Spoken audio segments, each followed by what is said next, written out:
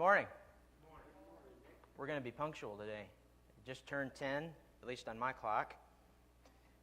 So we'll go ahead and get started. I don't know how long this is going to be, so that's why. It might be 20 minutes, it might be 50 minutes, we don't know. We'll see how it goes. So we're beginning a new study this morning. We're going to be going through the Gospel of Matthew. And this book was actually suggested to me by one of our elders because he thought that it would be a good thing for us to go through one of the Gospels in our Sunday morning class and visit or perhaps revisit the life and the ministry of Jesus. And so these are just sort of fundamental things as we study the life and the ministry of Jesus. And I was all for that when he suggested that because it just so happens that the Gospel of Matthew is one of the books of the Bible that I'm the most familiar with. I had a seminar class about the Gospel of Matthew when I was in college, and so I went through it in that setting. That's been, of course, several years ago now.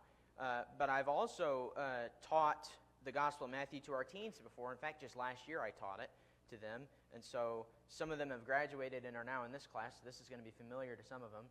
But there's some different things that we'll go over. It'll be a little bit of a different format of teaching. So I'm not entirely sure how long it'll take me to get through the Gospel of Matthew. It's 28 chapters. If you do a chapter a week, that's 28 lessons. Sometimes we'll cover more than one chapter. Sometimes we might cover less, so it just depends. So we'll be in this for a while. Today what we're going to do is to just go over some introductory things pertaining to this book that we have in our Bibles. It is the first book of the New Testament, the Gospel of Matthew. And we'll talk about who wrote Matthew, who it's written to, what kind of a book Matthew is, where and when it is written, and where the things that are written in it take place, and why Matthew was written. When I was in school, like junior high level, they taught us that when you read a piece of literature, and really this is true of any piece of literature, like a book or whatever, you need to ask the questions of who, what, where, when, and why. And when you do that, you get a better understanding of the book.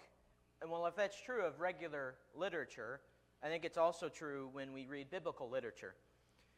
And so we'll do that, and we'll also take a look at some of the recurring themes and ideas that come up throughout Matthew. And as we go through the book, I'll remind you of some of these themes. And this will help if you try to remember these and look for them as we study through this book together. And before we get into it, let me also encourage you, if you haven't done so recently, read through the Gospel of Matthew. Again, it's 28 chapters. It might take you a few days. Hopefully you could get through it before our next class next week when we actually get into Matthew chapter 1. So read through it and try to familiarize or maybe refamiliarize yourself with it before we get too deep into it. So with that in mind, let's introduce the Gospel of Matthew. So let's first talk about the who of Matthew, and I'm not talking about the band, The Who, but who wrote the Gospel of Matthew, and then who is it written to? This pertains to the author, and it pertains to the audience. Well, when you think of who wrote Matthew, you may be able to tell based on the title of the book, but most people presume that this book in our Bibles is written by a man named Matthew. Specifically, the belief is that this gospel is written by Matthew, one of the 12 apostles, called by Jesus during his earthly ministry. And this is actually an interesting discussion to have, thinking about who wrote this gospel, because although the title of this book bears Matthew's name, the book is technically anonymous. The author does not identify himself. And so it's not like in some letters you read where, like say some letters that Paul writes, he'll specifically introduce himself.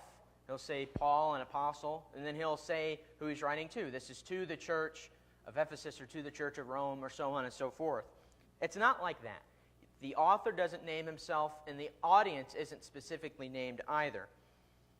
And so it's not like that. And it's also not like John's gospel where John's author, whether it's John or someone else, they more or less allude to themselves, saying that they are the disciple who Jesus loved and so on. There is no mention of the author of this book. So what makes people think that it was written by Matthew? Well, the answer to that is one simple word, and that word is tradition. When you take a look at some of the earliest traditions surrounding this book, there's frankly overwhelming evidence that points to the Apostle Matthew being the author. And you can understand how tradition like this would have started and how it would have carried on throughout the ages. He writes it, and in the early years after the book is written, people would have had a pretty intimate knowledge about who wrote the book. And over the years, that tradition is carried on, whether orally or some other way, until it eventually becomes cemented in our minds today, and the title is given when we open our Bibles to this particular book. Now, there are some books in our Bibles where the authors are pretty heavily disputed, to the point where some authors are simply unknown. The book of Hebrews, for example, is so disputed, even though a lot of people attribute it to Paul, but it is so disputed that most people, in referring to the writer of Hebrews, they simply refer to them as the writer of Hebrews. And they don't try to put a name to it. And you also have the same thing, for example, with the book of 1st and 2nd Chronicles, because even though it's broken up into two, really it's one piece of writing. And we simply usually refer to that person who wrote that as the chronicler, the person who wrote down these chronicles of the things that happened. And that, again, is because their identity is so heavily disputed. Well, I point this out to say that this is not the case with Matthew's gospel. Matthew's authorship is not heavily disputed unless you look at scholars who just dispute everything, it seems like. They dispute just for the sake of disputing. And so we're assuming, for all intents and purposes, that this is written by the Apostle Matthew. And we know quite a few things about Matthew. We know that he was one of the original 12 apostles who was chosen and called by Jesus. We also know that he sometimes is referred to by another name, that name being Levi. We also know that before he was called by Jesus to be an apostle, Matthew was a tax collector. And this was a pretty controversial thing when that happened. You may remember the story. It's recorded in Matthew chapter 9, also in Mark chapter 2 and Luke chapter 5, that when Jesus calls Matthew or Levi to follow him, Matthew had Jesus in his house, and Jesus reclined at the table with him and with other tax collectors and sinners. You may also recall the reaction of the scribes and the Pharisees, that they raised quite a ruckus about Jesus eating with sinners and tax collectors. And the reason for this is not only because of the false sense of piety that the Jewish leaders felt, which will become evident as we go through the Gospel of Matthew, by the way, but also because of the reputation and the perception that tax collectors had at that time. Tax collectors, more or less, could go house to house and claim as much of their money as they wanted. If someone, for example, really owed the equivalent of $100 in taxes, thinking of it in our monetary value, the tax collectors would often say, well, really you owe $150. And so they would take that extra $50 and they would pocket it, and then they would turn the $100 over to Rome. That was common practice for tax collectors at that time. Not every tax collector did it, but it was common. And so they were seen as corrupt and greedy. On top of that, if there was a tax collector who was also of Jewish descent, like Matthew evidently was, they would be thought of as not only corrupt and greedy, but they would be thought of as traitors by their Jewish brethren. And the reason behind this is because tax collectors worked for Rome. They're collecting taxes on behalf of the Roman government, and they're enforcing these Roman taxes. Well, the Jews didn't think that they needed to be under Roman control. They certainly didn't want to pay taxes to Rome. They certainly didn't want to be under Roman control. In fact, later on, the downfall of Jerusalem and the temple will be because of an attempted revolt by the Jews against Rome. So if you were a Jew and you were working as a tax collector, it was thought of as working for the enemy. And that obviously isn't a good reputation to have.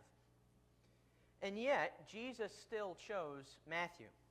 And he still called him to be an apostle. And assuming that he wrote this gospel, we're still seeing the impact of his labor to this day. So Matthew is the assumed author, but who is the audience? Well, broadly speaking, we are the audience. Of course, we know that. But who is the specific audience that Matthew had in mind when he wrote this gospel? Well, he doesn't say. Just like the writer doesn't identify himself, he also doesn't identify his readers or his audience. However, based on the content of the book itself, based on the literary context, we can infer some things about Matthew's intended audience. And more or less, Matthew seems to have a primary Jewish audience in mind when he writes this gospel account. One reason that this seems to be the case is because throughout Matthew's gospel account, he doesn't find it necessary to explain some of the Jewish customs that come up.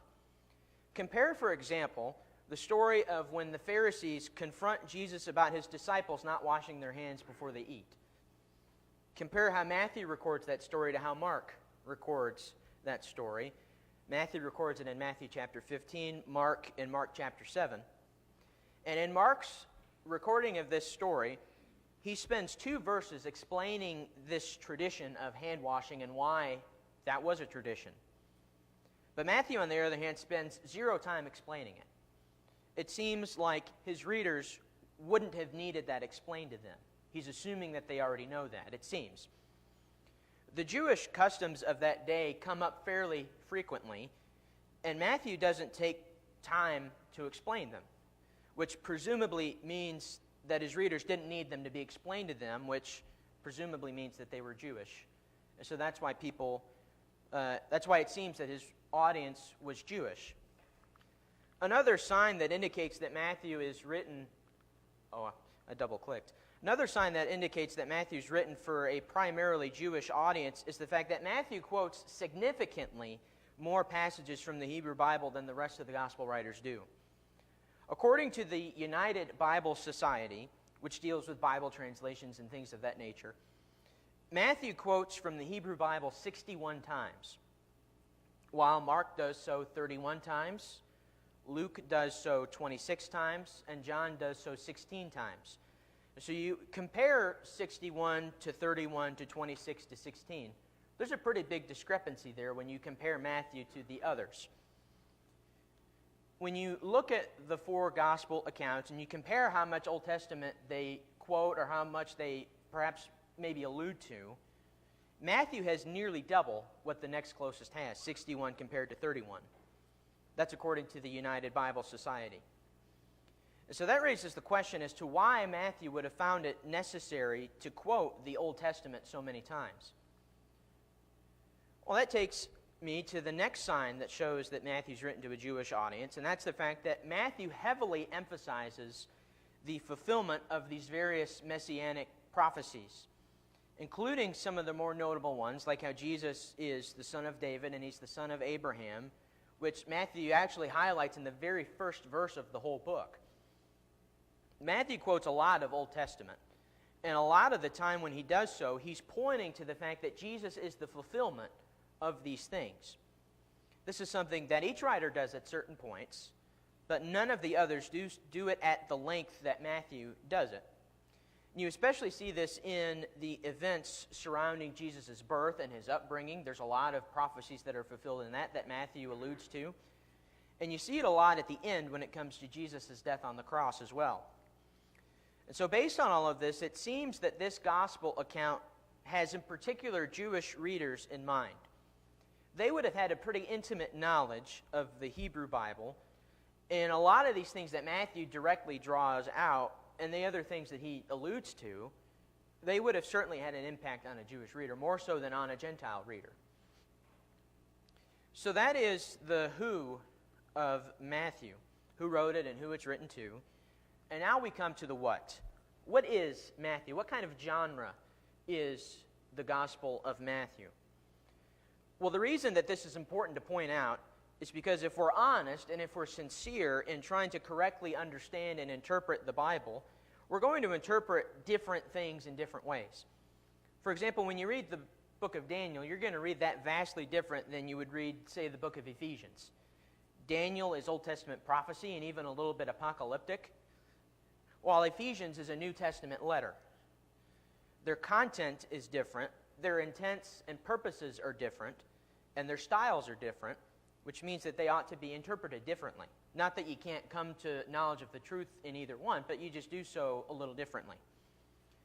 So what genre is Matthew? Well, broadly speaking, it's a narrative account. It tells of real events that happened in real moments of history. And so broadly speaking, it's a historical narrative account. But we can think of this more specifically as well. Not only is it a narrative account, but it is a gospel account. That's why it's commonly called the Gospel of Matthew, or the Gospel according to Matthew, because it's Matthew's written account of Jesus' earthly ministry. A gospel account is a narrative that portrays Jesus' earthly ministry, and in particular his death, burial, resurrection, and appearing before others, since that is, after all, what the gospel is, as as Paul defines it in 1 Corinthians 15. And it specifically tells of Jesus' death, burial, and resurrection, which is why some pieces of literature are not considered truly inspired gospels. One that you may have heard of, one that's a little more well-known, for example, is the Gospel of Thomas. It's more well-known despite not being in our Bibles, but people really like the Gospel of Thomas because it portrays Jesus as having had a wife. I think that appeals to a lot of people for whatever reason, and so a lot of people will try to speak to the authenticity of that book. And so Gospel of Thomas, it says Jesus had a wife. The other gospel accounts don't say that. But in addition to the Gospel of Thomas not being historically accurate and reliable, which it's not, it also isn't even technically a gospel, because the Gospel of Thomas does not have an account of Jesus' death, burial, and resurrection. As I understand it, it's mostly a collection of different sayings and teachings that they claim that Jesus taught, and really not a lot of narrative at all, in particular about the gospel.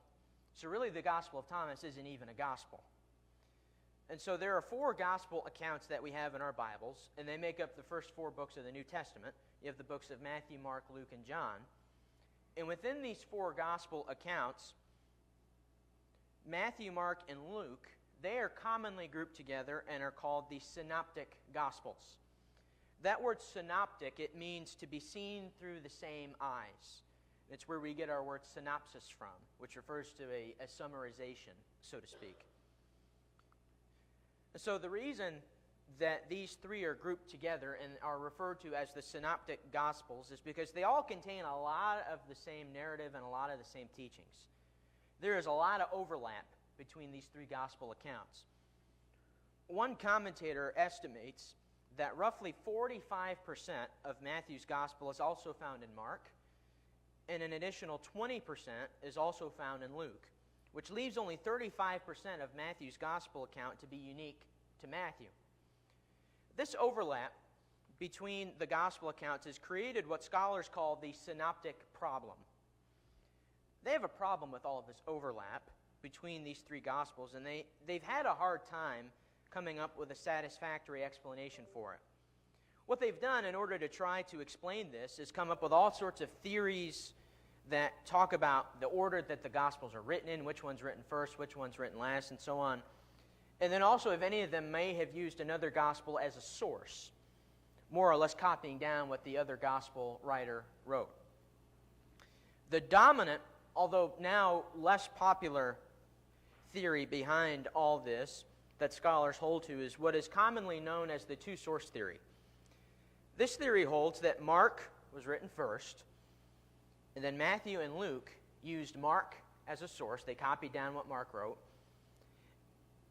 And then, in order to explain the things that are only found in Matthew and in Luke and not in Mark, they say that, well, Matthew and Mark, they must have used another source that they had in common, a source that they both had, one that there is no historical evidence of. There's no evidence at all that this supposed source exists, to the point where they give it the name Q, which comes from the German word QL, which means source. And so, mapping this out, what this looks like is Mark wrote his gospel account first, and then Matthew and Luke wrote theirs around the same time, perhaps even independently of each other.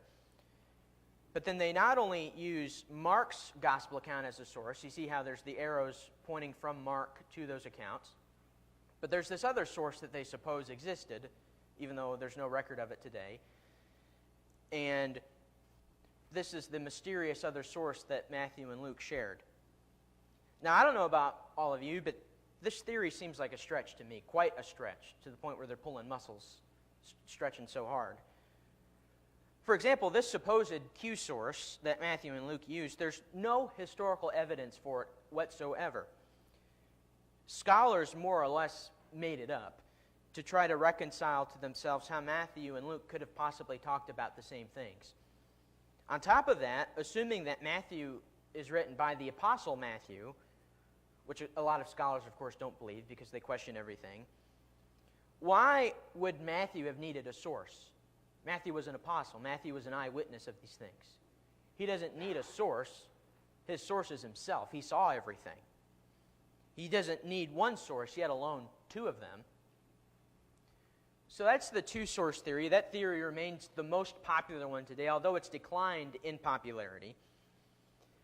Another theory that has had a bit of a resurgence, it's kind of the older theory, is the Augustine theory, and it's named after Augustine. This theory was the classic theory pointing to the order of the Gospels and who used who for sources and so on. It dipped in popularity at the turn of the last century in favor of the two-source theory, but in recent years it's made a little bit of a comeback. And I think one reason why this theory is a little more popular nowadays is because it doesn't have an imaginary source in it, which does already make it more pliable than the previous theory. So here's the Augustine theory, or the Augustine hypothesis. This theory says that Matthew is the first gospel written, which is kind of the traditional way of looking at it. That's why they're in the order that they're in our Gospels. When they made the order, they thought that that was the order they were written in. And so they say that Matthew was written first, and this is hundreds of years of tradition that says so. Then Mark wrote his Gospel, and he used Matthew as a source.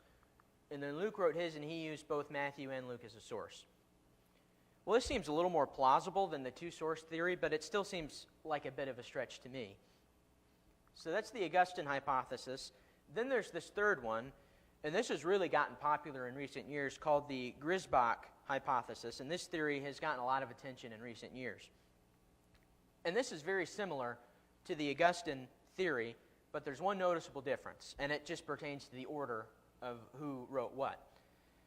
And so Matthew's written first, then Luke's written, he uses Matthew. Then Mark's written, and Mark uses Matthew and Luke. And so this is kind of the growing theory today. And what they allege happened is because Mark is so much shorter than Matthew and Luke's gospel account, that Mark must have been written last, and he must have maybe took some things out that he didn't think were necessary, and so on and so forth.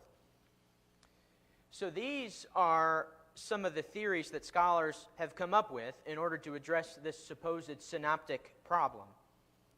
And the question we need to ask is there any weight to any of these?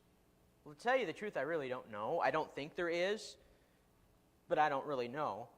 I also don't find all of this necessary.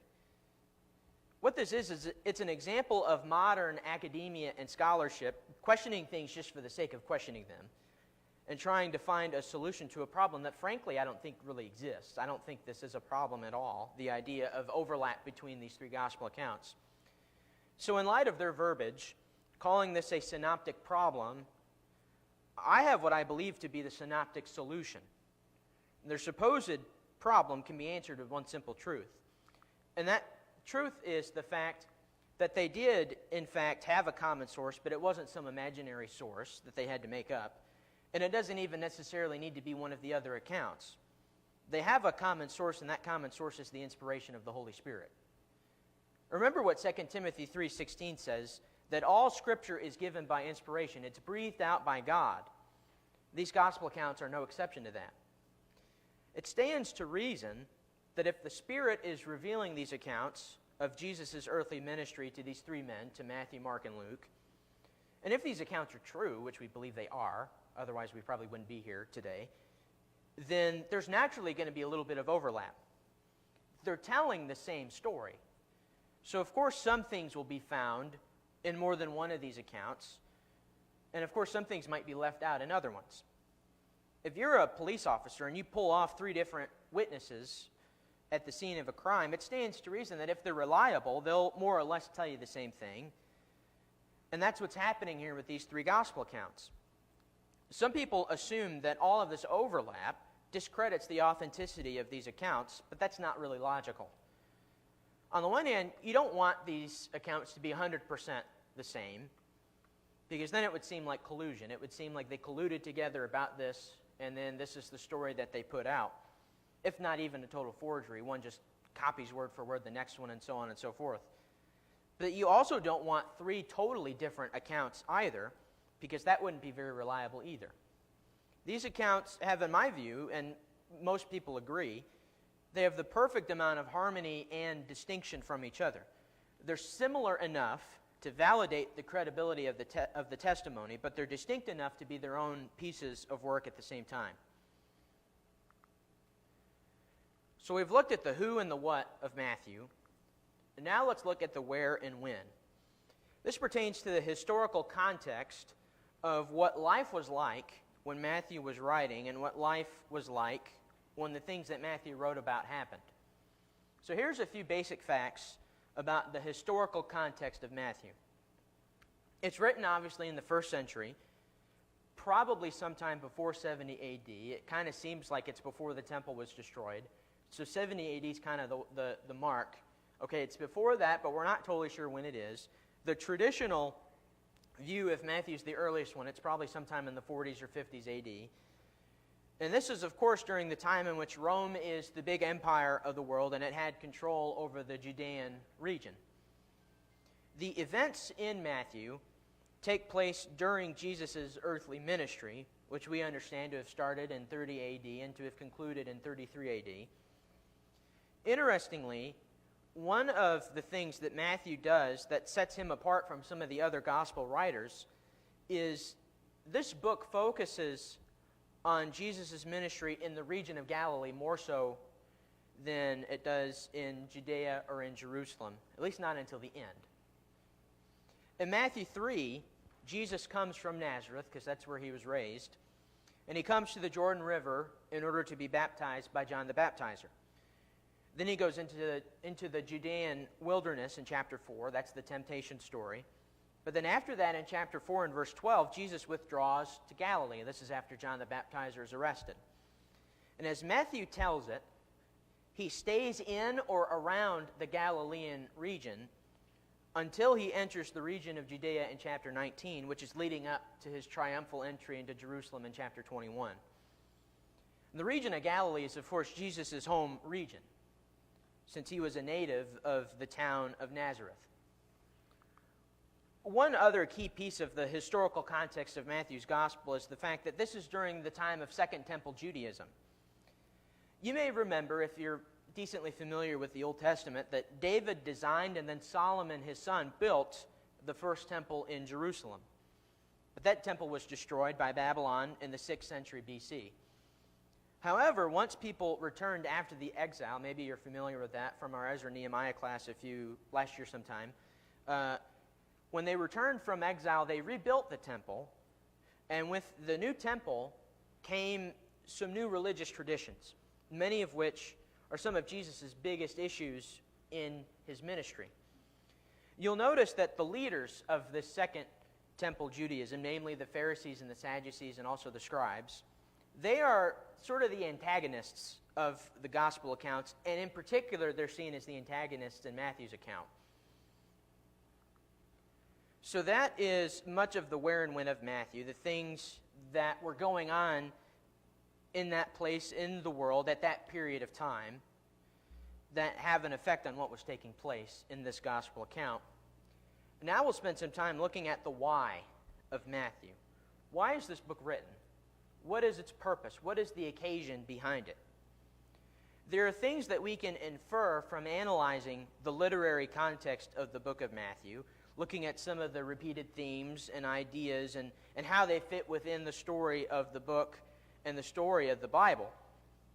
Some books may outright tell you why they're written, like in John 20 and verse 31, John says these things are written so that you'd believe that Jesus Christ is the Son of God, and that by believing they may have life in his name. But we don't have that in Matthew. So we have to look at some of these things and make an educated guess, but I think we can do that and pretty well know.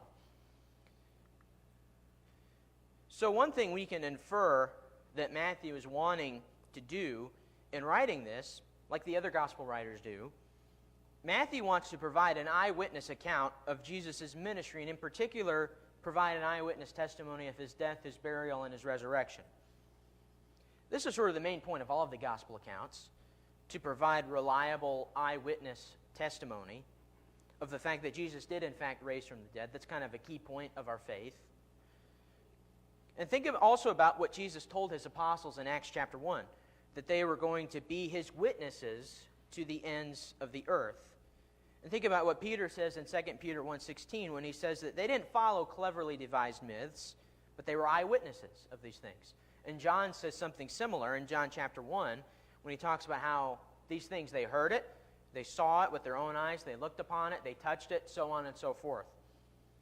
Matthew provides us eyewitness testimony about the things that Jesus said and the things that Jesus did, including the resurrection. And it's credible and reliable eyewitness testimony. So that's one of the purposes of Matthew in writing this gospel account, and it's a purpose that he shares with the other gospel writers, Mark, Luke, and John. Another one of Matthew's reasons for writing, which is a little more specific to him compared to the others, is to also prove to his presumably Jewish readers that Jesus is indeed the fulfilled Christ that had been prophesied about and that they had been eagerly awaiting. You can just look at the general Jewishness of this book, like we've talked about before, and you can tell that Matthew is trying to persuade Jewish readers to believe that Jesus is the fulfilled Christ. You can see this based on the amount of prophecy that Matthew quotes and attributes to Christ. You can tell this in some of the things that Matthew records Jesus saying, like in Matthew 5:17 when he says he didn't come to abolish the law and the prophets but to fulfill them.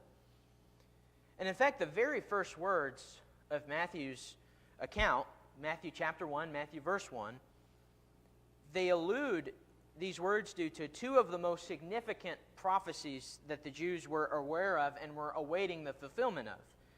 The fact that Jesus is the son of David and he is the son of Abraham. Right off the bat, Matthew wastes no time in claiming that Jesus is the promised son of David who would rule forever, and that he is the promised son or seed of Abraham who would bless all of the nations. That idea seems, at least to me, to be the main reason that Matthew is writing, to prove to Jewish readers that Jesus is the Christ. And he offers an overwhelming amount of evidence to support that fact, which we'll see as we look through this book. Now I want us to look at some of the major themes in Matthew's gospel. These are things that will come up again and again and again. And I want us to be aware of these things as we go about, because these themes are the main things that Matthew wants to draw out to us. These things are repeated because they're being emphasized to us. And that means that Matthew thinks that these things are important. And these are the things that he really wants us to know. So first, like we've already talked about, Matthew draws out the fact that Jesus is the fulfillment of these Jewish messianic prophecies. You see it in the very first verse of the book, son of David, son of Abraham. You see it also several times when you look at the birth story of Jesus, about how he is the one, the virgin conceived. This is the Emmanuel, God with us. You know, there's various other things. He was born in Nazareth, like the wise men told Herod. There's the fact that God called his son out of Egypt. That's one that no one even really thought was messianic, and yet Matthew attributes that to Christ in his inspiration, which is a really interesting thing to think about.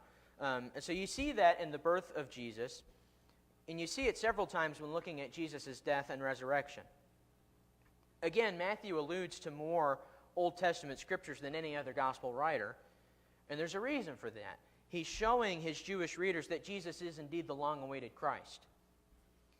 Another theme that we see in Matthew's gospel account, more so than any of the other gospel accounts, is this idea of sitting at the feet of the master teacher. Matthew, more so than any other gospel writer, emphasizes the teachings of Jesus. If you have a red letter Bible, the kind that has the words of Jesus in red, you'll see in Matthew's gospel account giant chunks that are written in red. And in fact, in Matthew's gospel account, there are what people refer to as the 5 major discourses. These are 5 giant chunks of teachings, some of which take up multiple chapters. The first one is the Sermon on the Mount, which we're pretty familiar with, I would say. That's Matthew chapters 5, 6, and 7. That's 3 chapters. The second discourse is in Matthew chapter 10, when Jesus sends out the 12 apostles. The third major discourse is Matthew chapter 13. That's the parables of the kingdom.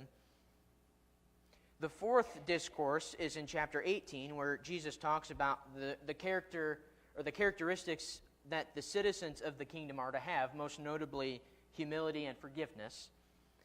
The fifth major discourse is chapters 24 and 25. Some people clump chapter 23 in there, but I don't think it fits. So for our purposes, I'm saying 24 and 25 are the fifth discourse. That's commonly referred to as the Olivet Discourse, since he delivers this on the Mount of Olives. This discourse contains a lot of teachings about eschatology, and a lot of people get things mixed up from that. We'll talk about that when we get there. Matthew places a lot of emphasis on the teachings of Jesus. And the reason that I think this is because this would have resonated with his Jewish readers. It was common at that time for Jews to study under a rabbi, under a teacher. Think about the Apostle Paul. When he was living a Jewish lifestyle, when he was an adherent of Judaism, he studied under the well-known Rabbi Gamaliel. We read that in the book of Acts. But not only does Matthew contain a lot of teachings of Jesus, but he also records some of the reactions of the crowds who hear these teachings. And oftentimes, following one of these teachings, the reaction is to marvel at the things that Jesus taught. Like the end of the gospel, or at the end of the Sermon on the Mount, when they're marveling at the fact that he taught as one who had authority, compared to their other teachers who didn't have that. So that's another big part of Matthew's gospel. Finally, we see in Matthew the theme of the culmination of God's kingdom. It's interesting, when you look at Jesus and you look at his ministry, when that ministry actually begins in Matthew chapter 4, the very first thing that he teaches, he says, "Repent, for the kingdom of heaven is at hand." That means the kingdom is near. And we understand that the kingdom is currently here. Jesus has ushered in that kingdom. And that's the same thing that John the Baptizer was teaching in Matthew chapter 3, that they needed to repent of their sins because the kingdom of heaven is at hand. And the more you look through Matthew, the more you see teachings about the kingdom and how the people of the kingdom are to behave. And the culmination of the kingdom is one of the major things that Matthew highlights to us. With the few minutes we have left, I have these little breakers here because I didn't know how much I'd get through. Let's look at some of the ways that the Gospel of Matthew is outlined. There are, among scholars, 3 ways that Matthew is outlined. And they each come from a different scholar, and scholarship is kind of divided about which one is better than the other. And some just say, well, you know what, Matthew didn't really have any of these in mind, so there's no reason to really look at any outlines, which maybe I agree with, maybe I don't. Some of these are pretty cool to look at, though. I think they're incredibly insightful. So the first outline comes from a man by the name of B.W. Bacon, which, first of all, great name. Bacon. That's a great name. This outline is the best known and the most influential outline among commentators of Matthew's Gospel. If you read a commentary of Matthew, you're going to probably see mention of this outline. B.W. Bacon supposes that Matthew's intent, which I don't know if it's his intent or not, maybe not his, but maybe the Spirit's intent, in writing this book and in structuring it the way that he sees it, is to make it a counterpart to the Mosaic Torah, which would be the first 5 books of the Old Testament, the Pentateuch as they're called. That would be Genesis, Exodus, Leviticus, Numbers, and the Deuteronomy. And so the reason he says this is because just like how in the Pentateuch there are sections of narrative and then discourse, and it kind of alternates back and forth a lot of times, Matthew's gospel account also does that. It oftentimes alternates between narrative and then discourse, story and then teaching. It goes back and forth like that a lot. So this is the outline that B.W. Bacon has of Matthew's Gospel. You have first the birth narrative, the first couple chapters, which is seen as sort of a prologue or maybe the beginning of this, followed by the 5 books, as he calls them, which of course corresponds to the 5 books of the Pentateuch. And then when you get to the beginning of the Passion narrative, that serves as an epilogue or a conclusion to the book. And one thing that I find really interesting about this theory is how B.W. Bacon divides these sections. Each of the books, here you have book 1, 2, 3, 4, and 5, they each correspond with one of Matthew's 5 discourses. And each of those discourses ends with some sort of a concluding remark. For example, in Matthew 7:28, you have the line, "And when Jesus finished these sayings." That concluding remark serves as a transition, in B.W. Bacon's view, from one book to the next one. And so that example at the end of Matthew 7, at the end of the Sermon on the Mount, at the end of the first major discourse, that serves as a transition from book 1 into book 2. And if you look at the end of each of these discourses, you'll find similar, maybe not exact, but similar concluding remarks that transition out of the discourse and into the narrative that follows it.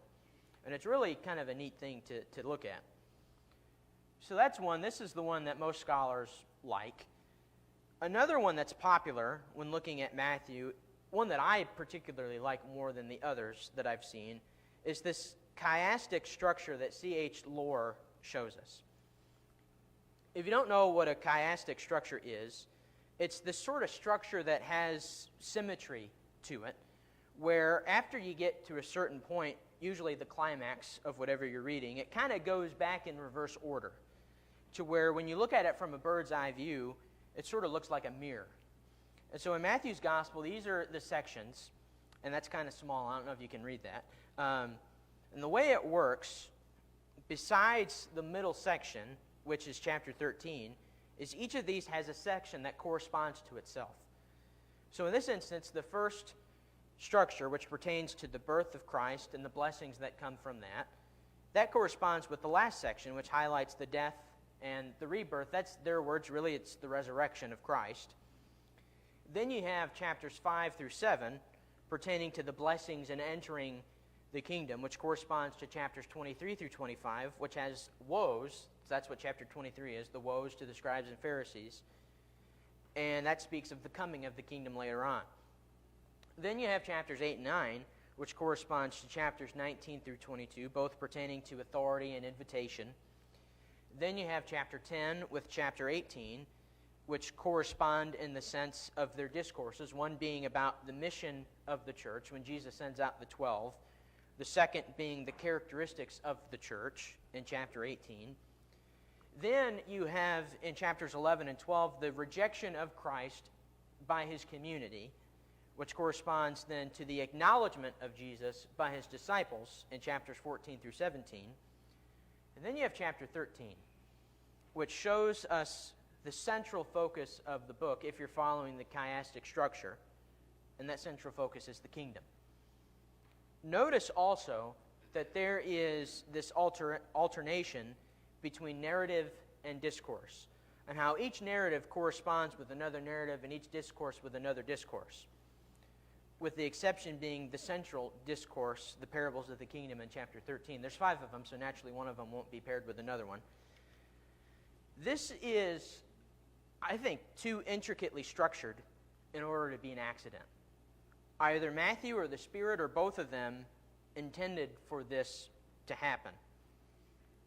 And so that's that sort of chiastic structure.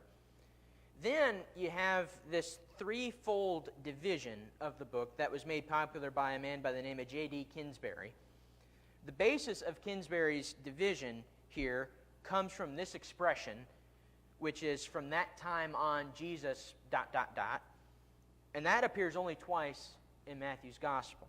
So according to Kinsbury, that expression serves as a transition of its own, transitioning from one section to the other. And so you have these 3 sections, which Kinsbury coins as the person of Jesus, the proclamation of Jesus, and then the passion of Jesus. If you don't know, passion is just Latin for suffering. That's where that word comes from. these sections, more or less, function as the beginning, middle, and end of Matthew's gospel, or as the introduction, the main body, and then the conclusion. And you notice that in between these sections is the transition from that time on Jesus ... That, according to Kinsbury, serves as the division of the sections.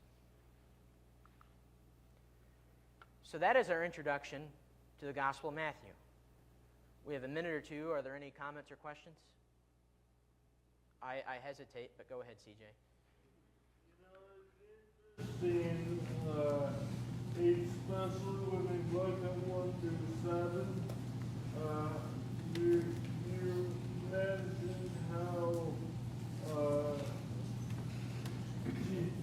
how Matthew is a good Jewish audience.